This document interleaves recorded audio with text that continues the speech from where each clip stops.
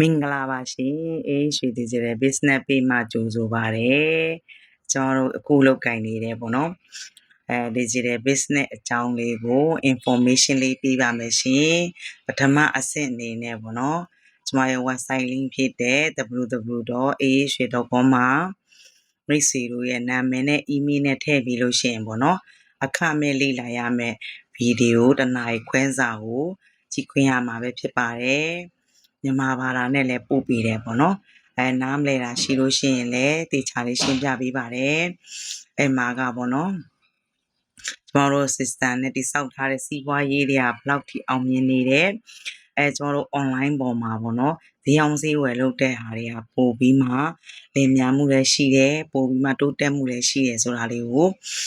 အချက်လက်လေးနဲ့ပေါ့နော်ရှင်းပြထားပါတယ်အဲ့ချိန်မှာဒုတိယအဆင့်ကပေါ့နော်လေ့လာဖို့ကိုလည်းပြောပြထားပါတယ်ဒုတိယအဆင့်ကကြတော့ပေါ့နော်ကျွန်တော်တို့ရဲ့ဘဝကိုလည်းပြောင်းလဲပေးနိုင်တယ်ကိုယ့်ရဲ့အိမ်မက်ကိုလည်းပေါ်ဆောင်ပေးနိုင်တဲ့အဆင့်ကလေးပေါ့နော်ကျွန်မဆိုရင်လည်းအဲ့အဆင့်ကိုအများသဘောကျတယ်ကျွန်တော်တို့ကလေးမိခင်တွေပေါ့နော်နောက်ပြီးနောက်ခံ background နဲ့မတူတဲ့အမျိုးသမီးတွေပေါ့နော်အဲ့ထဲမှာအောင်မြင်နေကြတယ်နောက်ပြီးလို့ရှိရင်ကုမ္ပဏီပေါ့နော်ကုမ္ပဏီနာမည်ကြီးတဲ့ကုမ္ပဏီနဲ့လက်တွဲထားတာတွေ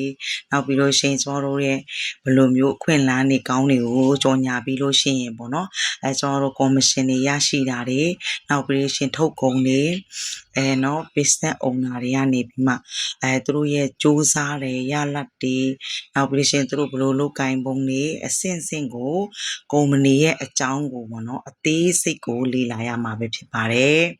ဒါကြောင့်မို့လို့$149ကိုတွင်းရတာပဲဖြစ်ပါတယ်ပေါ့နော်ကုမ္ပဏီရဲ့ top secret ကိုလေ့လာရမှာဖြစ်တဲ့အတွက်ကုမ္ပဏီရဲ့စီးမင်းစည်းကမ်းတော့ရှိရပါတော့နော်ဒီစီမီစီကန်ရဲ့ deposit လေးอ่ะပေါ့เนาะကျွန်တော်လေ့လာပြီးတဲ့ချိန်ကျရင်ကိုင်ညီမှုရှိတယ်ဆိုရင်တတိယအဆင့်ကိုဆက်သွားလို့ရပါတယ်တတိယအဆင့်ကကြတော့ပေါ့เนาะကျွန်တော် coaching ခေါ်မယ် coach ကနေပြီးမှသူရဲ့ရလတ်တွေကိုပြောပြမယ်သူဘယ်လိုစူးစမ်းလုပ်ကင်ခဲ့တာတွေကိုစ story telling တွေကိုပြောပြမှာပေါ့เนาะအဲ့ချိန်မှာကုမ္ပဏီရဲ့ပေါ့เนาะထုတ်ကုန်တွေကိုရှင်းပြမယ်နောက်ပြီးလို့ရှိရင်ကျွန်တော်တို့ရဲ့ယာတုအစင်းစင်းပေါ့နော်ကျွန်တော်လက်တွဲလုပ်ကင်တော့မယ်ဆိုရင်တက်မှာတစ်ချိန်ပဲတွင်းရတဲ့ရင်းနှီးမြှုပ်နှံမှုဘယ်အမျိုးအစားတွေကနေရွေးချယ်တင်တယ်လဲဆိုတာအစပေါ့အကြံဉာဏ်နေပေးတယ်ကိုကလည်းတတ်နိုင်တဲ့ရင်းနှီးငွေကိုမြှုပ်နှံပြီးမှ business idea ယူပြီးတာနဲ့လုပ်ကင်လို့ရပါပြီဒါကြောင့်မို့စိတ်ဝင်စားတယ်ဆိုရင် comment မှာ yes လို့မြင်ခဲ့ပါနော်အသေးစိတ်ရှင်းပြပေးပါမယ်ရှင်